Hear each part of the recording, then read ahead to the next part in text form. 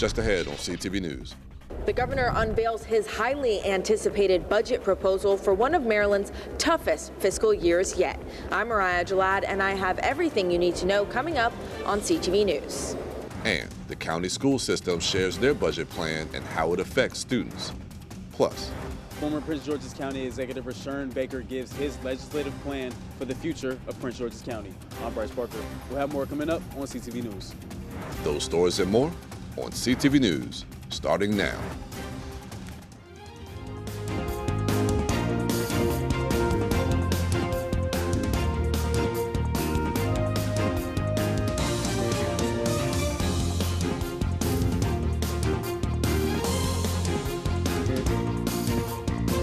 Good evening. This is CTV News for January 15th. I'm Michaela Newton. Thanks so much for joining us. Well, the budget proposal for fiscal year 2026 is here, and with a $2.7 billion deficit to close, Governor Wes Moore and his administration had their work cut out for them. We go to Mariah Jalad for all the details. Mariah?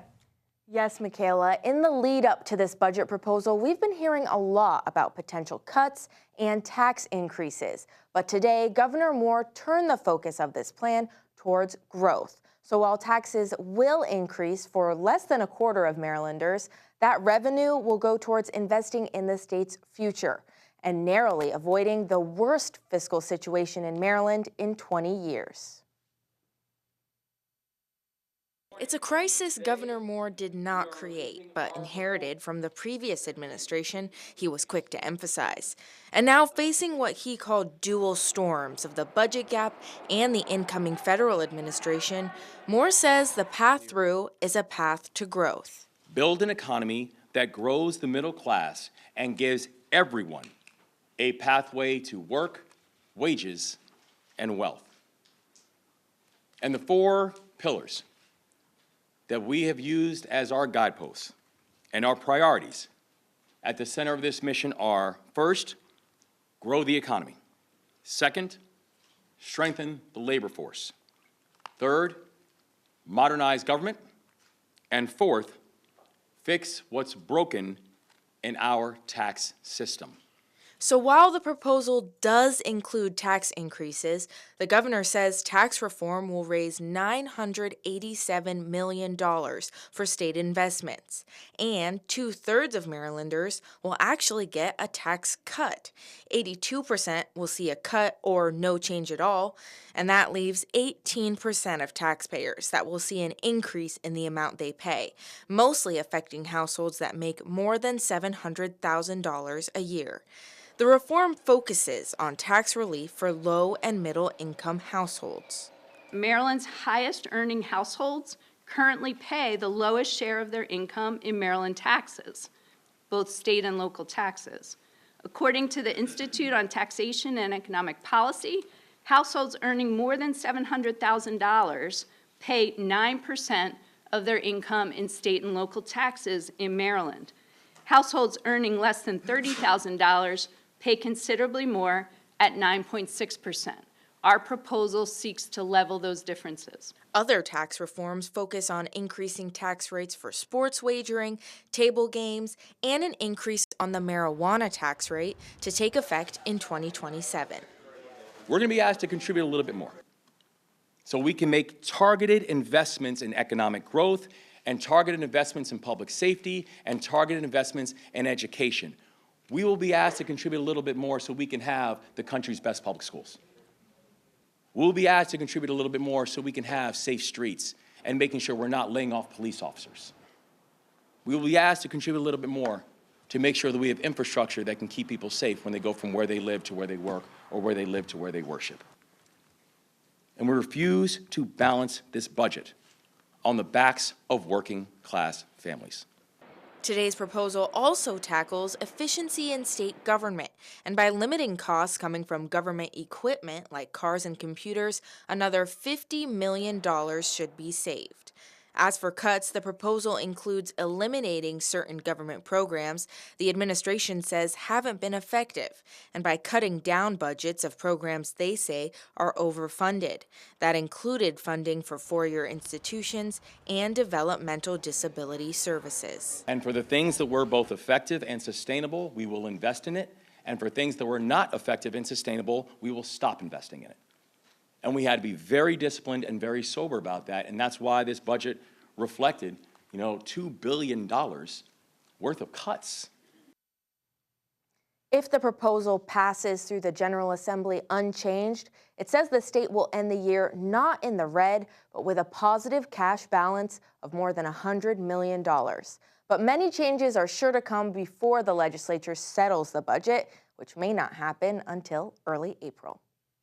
All right, Mariah, thanks so much for that report. Now, are legislators happy at all with that proposal? Well, Michaela, it depends where their priorities lie. I mean, we're already hearing from Republican members of the General Assembly that they feel taxes increase too much and there's not enough cuts. But from Democrats, we're hearing too many cuts, not enough taxes. So we'll have to see as the session goes on what they feel they need to prioritize in that budget. Absolutely. Mariah, thanks so much for that report again. Meanwhile, with the county council back in session, the legislative body is now tasked at tackling the county's $150 million deficit. The county being in the red comes at a bad time as the state also faces its own budget challenges. Councilmember Sidney Harrison says Maryland contributes about $1.8 billion to Prince George's. But with looming cuts expected from the state, it is unclear how much money the county might lose.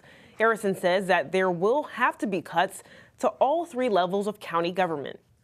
We as the governing body, the executive branch, the judicial branch, and the legislative branch, are going to put our heads together to figure out where those priorities are. So it really boils down to communication, but people need to understand that we can't have more going out the door than we have coming in. We have to change our approach. We have to look at things that are practical and logical, that show fiscal responsibility. And so we might be able to get where we're improving our government services, but it has to be in a staggered approach because the cost of services are so expensive and the need is great. And Harrison also stresses the importance that the county must diversify its tax structure. Meanwhile, Superintendent Millard House II unveiled a $2.9 billion proposed budget for fiscal year 2026. This budget is a critical step in addressing a $42 million gap.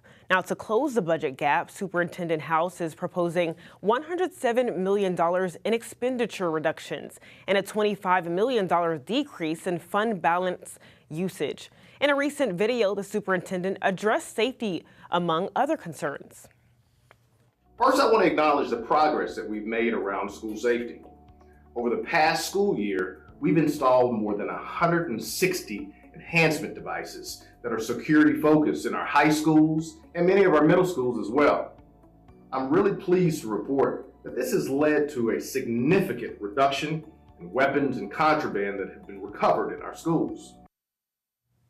And among the main focus areas include support for literacy, mental health services, multilingual learners, as well as plans to improve transportation services. And former Prince George's County Executive Rashawn Baker announces his new legislative vision for Prince George's County as he campaigns to win his old job back. CTV's Bryce Parker is at Northwest Stadium with more. Following Governor Wes Moore's address in Annapolis today, where he proposed his 2026 plan for the state of Maryland, it is right here at Northwest Stadium where Rashawn Baker gave his own legislative plan for Prince George's County, the only jurisdiction in Maryland that does not have an executive leader in place for the long-term future. Baker went into depth about how his administration will carry out the retention of the Washington Commanders, expand the University of Maryland's Capital Region Medical Center, and enhance school safety. For those of us in Prince George's County, it becomes very important that we have the leadership to make sure we get everything we can from Annapolis. The location of this press conference was strategic. Baker wanted to send a clear message to D.C. and Northern Virginia that we're going to do everything we can to keep our team here. And if a move from the Landover site is necessary, Baker proposed that the National Harbor is a perfect landing spot. Fans and where people visiting can not only see a great football team, but could also visit our destination resort casino, National Harbor, Tanger Outlook. Baker believes that pouring into mixed-use developments that give the county opportunity for economic growth, like in downtown Largo, are paramount for the county's future. Next, health and wellness. Baker plans to alleviate delays at the University of Maryland Capital Region Medical Center and focus on mental health. The Hogan administration cut those beds out. We want the legislature to put those beds back in. That is why you see wait times at our hospital. And also we're going to ask in the General Assembly that we expand our mental health. One of the things I did as county executive is to make sure that we had the facility to expand mental health at our hospital facilities. Lastly, guns, bullying, and fighting have become growing concerns at schools in the county, and Baker believes that he can lobby for funding from Annapolis that will tackle these issues in our public school system. Parents are concerned about sending their kids to school, and this is something that the legislature can give out of its capital money. In Landover, I'm Bryce Parker, CTV News. All right, thanks so much, Bryce. Well, the special election for the Prince George's County Executive will begin on March 4th. And we now know the name of the Clinton man who died in a single car crash Friday night. Investigation shows 33-year-old Ezekiel Maza Espadas was traveling southbound on Surratt's Road when he lost control and struck a utility pole. Officers arrived shortly after 8 p.m., where the driver was later pronounced dead on the scene. An adult male passenger in the vehicle wasn't injured, but anyone with information on this case is asked to call 301-731-4422. And a man from Prince George's County has been sentenced to 2 years in federal prison for illegally re-entering the U.S. after being deported. 48-year-old Erbeth Gomez Delgado was found guilty of re-entry after deportation. He was first caught trying to cross the border into Texas in 2016, then deported to Guatemala. But in 2019, he was arrested in Prince George's County for sexually abusing a minor. Now, the court determined he unlawfully re-entered the U.S. before 2019 without permission from authorities. And the Access to Counsel and Evictions Program, or ACE, has achieved groundbreaking success in its first year, according to a new independent evaluation. Launched by the Maryland General Assembly in 2021, ACE ensures income eligible Marylanders facing eviction have access to crucial legal representation. Now, key findings from the evaluation include 88% of tenants who wanted to stay in their homes were able to do so with ACE support, and the program directly impacted over 21,000 residents, including more than 9,000 children. And you're watching CTV News. I'm Michaela Newton. Still to come, potential changes are on the way regarding Medicaid. Find out how the incoming president may change policy that affects millions of Americans. We'll be right back.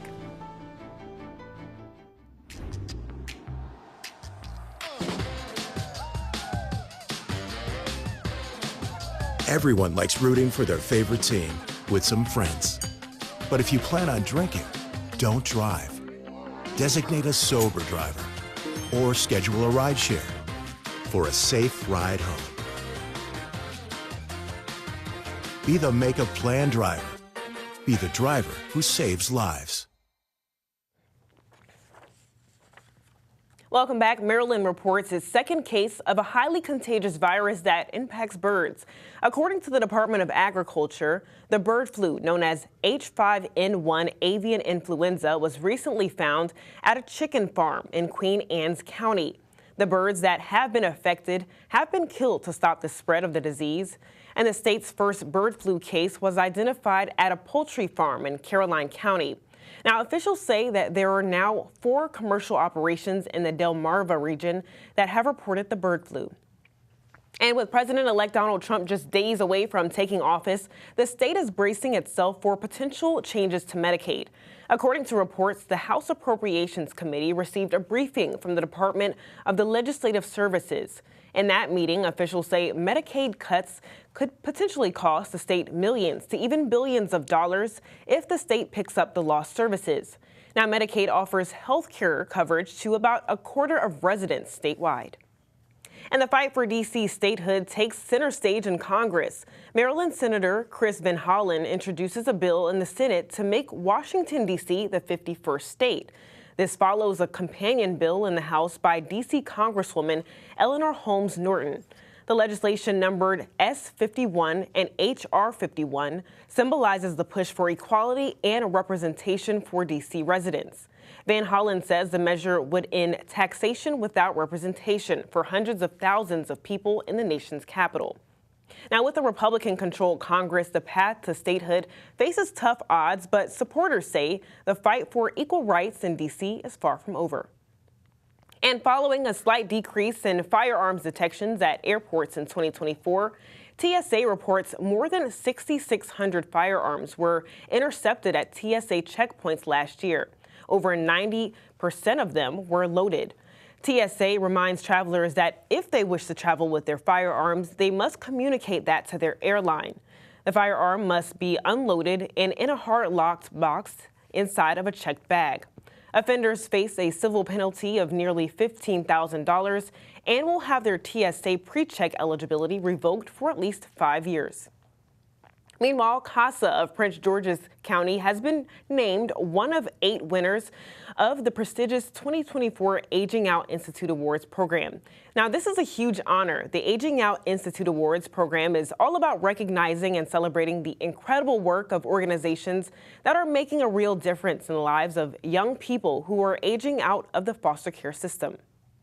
The majority of our youth are 14 and over, so they're what we consider our older youth, which means that it's crucial that we prepare them to age out. So this award is a testament of how seriously we take our work in working with young people while they're in care, as they're gradually aging out, but then also after they leave care, they don't. Well, the start of the tax season is right around the corner. The IRS will begin accepting applications in about 2 weeks, and the IRS expects to process 140 million returns. Now, experts advise people to file early and electronically. This year, you have until April 15th to file. Also, Maryland is among the states where people can use the IRS's direct file program. It allows people to file taxes directly with the agency for free. The IRS will accept applications on January 27th. And during this tax season, the IRS is adding some changes to protect taxpayers from potential scams. It's a new fuel tax credit for off-highway businesses and farming use, which will make it harder for filers to be misled into claiming the credit by promoters. Now, the IRS is also increasing its review of other withholding claims that have been targets of scammers. But for more information on tax scams, filers can visit irs.gov and search scams for the latest information. And CTV would like to take the time to honor a local artist who passed away this week. Tim Hinton was a self-taught artist who served in the Marine Corps right after high school and received 2 Purple Hearts for his service. Now, in 1983, Hinton designed the official poster for the signing of the Martin Luther King holiday legislation. And Mr. Hinton also completed 3 portraits of President Barack Obama during his campaign, which are featured in the book Hope, a collection of Obama posters and prints. And still to come on CTV News, with the price of groceries skyrocketing every day, there's one alternative that may pique your interest if you have the patience. Stay tuned. That first time seeing my son, I feel like my life did a 180. Being present is the most important part. To be the better mirror for my son. Bro, he brings the vibes, you know what I'm saying? He brings the party no matter what. He really a definition of like why he loves somebody. And I love him to the death of me. The start of the year marks the return of CTV's gardening segment, Grow With Us. Byron Scott takes us to the warm greenhouse with our resident gardener, Kevin Alsop. It may be freezing cold outside. We are warm in the greenhouse with Kevin Alsop and another segment of Grow With Us. Kevin Alsop and Kavette King joining us. Thank you for joining us. Thank you for having us. This is the time of year you want to plant your late summer or midsummer vegetables. What are we planting today? Okay, so today we're going to plant hot peppers. We're going to plant hot peppers, and we're going to start them they're not too early, but peppers take a long time to germinate, and by the time mid-April comes, we want to have some nice plants that we can sit outside. So I was looking at the seeds that you had there. You had some jalapenos, you had some hybrid hot peppers. So, there are many, many different types, aren't there? Yes, sir. Yes, sir. We have some habaneros, some hot chili peppers, Everybody loves, you know, what you go to the store, you see the big bell peppers. So I think we're going to probably start some bell peppers are good to start right now because they definitely take the longest to produce. What you can do is you can take, because peppers are warm loving, they need the heat. So one of the things you can do is sit them on top of your refrigerator, or you can order on, you know, Amazon or whatever, some grow lights and a heat mat, because heat is very important. Heat and light is very important for the germination of peppers. Are these easy to grow? Yeah, they are easy to grow. They just need heat and light. Okay. Plenty of heat and light. You got to have some patience. That's why you need the heat and light. You don't need to bury the seeds too deep, but you have to have some patience because it's going to take time for you before you see it to germinate. In other words, before you see a plant start to sprout out of the soil.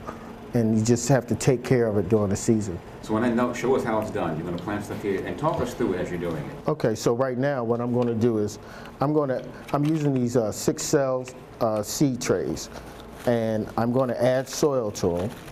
And now what I do is I like to add a certain little layer of soil, and then for this particular tray, I push the soil down into the tray.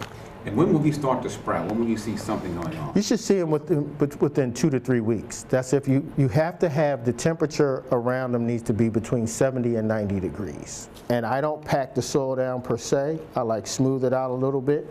And then I grab me some water, and you see the water will settle the soil down in the seed. So as you're doing that, if anyone has any questions for you regarding the process here and how it's done, what's the email address? How do they contact you? Well, it's best to check out our website, www.nemas, that's N-E-M-A-S, gardens.com. You can subscribe, fill out the contact us, and ask us questions, and we'll get back to you. Thanks, Byron. And again, for more information and to ask Kevin a question, go to nemasgardens.com. And Capital One is being sued for allegedly cheating customers out of $2 billion. The lawsuit filed by a U.S. watchdog claims the company misled consumers about its high-interest savings account. Despite promoting their 360 savings as an account that provides one of the nation's highest interest rates, the Consumer Financial Protection Bureau alleges that Capital One froze its rate at a low level for at least several years, even as rates rose nationally. All right, listen to this. Starbucks is ending their open door policy. Now, for years, anyone has been able to use the bathrooms, enjoy the coffeehouse atmosphere, or utilize the space for meetings. Now the chain wants to prioritize access for paying customers and employees only. The new code of conduct will be displayed in all stores and sets clear boundaries on behavior and space usage. The former open door policy began in 2018 after public backlash over an incident involving the arrest of 2 black men at a Philadelphia location. Starbucks said it hopes the change will improve the overall coffeehouse experience.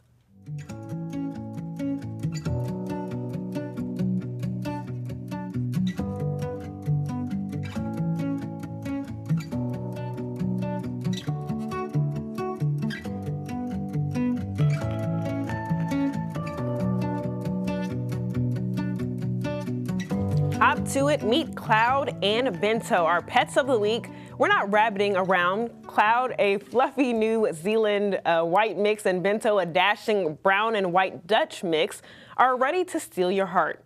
These 2 optimistic bunnies love snacking on greens and bringing joy to everyone they meet. Whether you're looking for a cloud of cuddles or a Bento box of bunny energy, these 2 are the perfect pick-me-up. Rabbits eat a variety of diets. Their main diet consists of hay, and then they also eat pellets and occasional fruit and veggies. So right now, Cloud is enjoying a cranberry. If you would like to give Cloud and Bento or any of their hopping friends a forever home, call Animal Management at 301-780-7200. And the DMV area is not the only place feeling the hype around the Commanders' success this season. This Saturday's matchup between the Commanders and the Detroit Lions is reported to be the best-selling game of this round of the playoffs, outselling the Baltimore Ravens and Buffalo Bills matchup by almost 3 times, according to StubHub. So if you're thinking about making the trip to Detroit, the average ticket price is going to cost you over $900.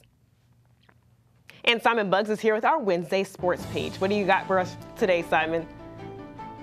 What's up, everybody? Don't go anywhere because I have some exciting highlights for you from the Largo versus Frederick Douglass boys basketball game from last night. Stay tuned. Dear Santa, I hope you are having a good day in the North Pole. Is it cold all the time there? Is that why your cheeks are so rosy? My mom says I'm a good helper, but you didn't come last year. Was my chimney broken? I just really hope this year when I wake up, I'm gonna see that you came to my house too. Wow. Donate and help the Marines deliver hope to a child in need.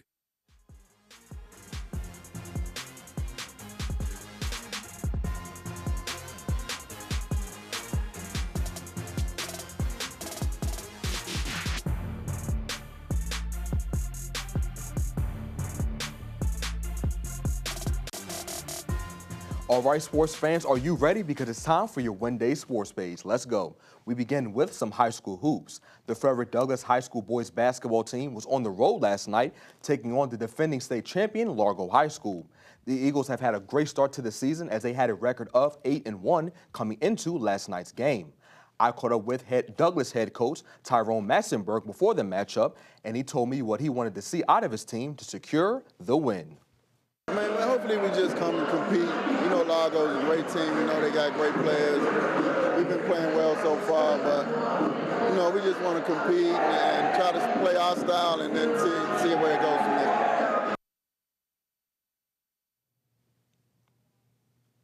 In the first quarter, the Lions got off to a good start as this nice block from two-guard Jalen Johnson that resulted in a dunk by Cam Ward, another nice rejection from Johnson, and Zuri Williams doing a nice job of finding Ward in the paint for a bucket helped the Lions jump out to a 6-0 lead.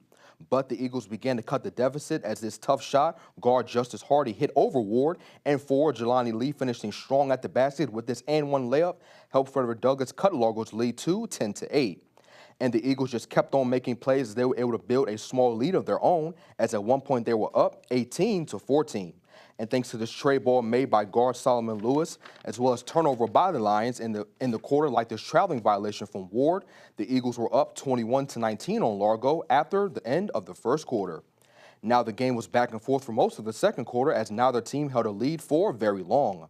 But the Eagles were able to go on a bit of a run, and with the help of these two made threes, one from Ami Rios and one from Lewis, as well as a tough layup made by Mekhi McKnight, it had the Eagles up 44-39 at the half. In the third quarter, though, the Eagles did start off well, keeping their lead for the first couple of minutes. But the Lions began to hunt them down, and Williams making this layup over guard Curtis Valentine and hitting his free throws helped the team go on a small 6-3 run to end the quarter up 61-58 on Frederick Douglass. And in the final quarter, the Lions were able to stay out in front, and they won the game 75-65. Moving on to more high school hoops, Bowie fell to Duval at home 55-44. Bladensburg came out on top against High Point 67-49. And finally, Laurel went back to their school with a dub, defeating Suitland 79-64. Meantime, DC United has shaken up their roster as they have acquired midfielder Randall Leal off waivers. The Costa Rican spent last season with Nashville SC. He appeared in just 4 games for the club due to him recovering from an injury. In 2023, Leal appeared in 25 matches with 18 starts for Nashville and recorded 3 goals. He's also appeared in 2 2023 League Cup matches as well. And wrapping up sports, the Terps women's basketball squad won their second straight game last night. Maryland took down Minnesota 99-92, thanks in large part to star guard Cheyenne Sellers scoring a season-high 27 points. The Lady Terps will face off next versus Texas in the Coretta Scott King Classic on January 20th. It should be a good game. And that is your Wednesday sports page. And all right, that's all the time that we have. Thanks so much for joining us. We'll see you again tomorrow.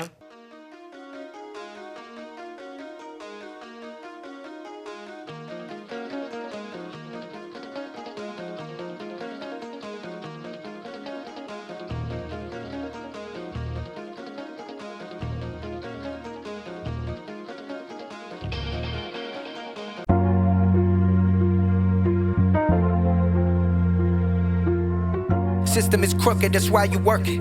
That's how the people where I'm from feel. All we know is what we know, they done fed us appeal. But they don't know about what go down, homie. Put the gun down, homie. Put them down and get up. Put them down and get up. This is motivated for the people that been fed up. Put them down and get up. Put them down and get up. This is motivated for the people that never let up.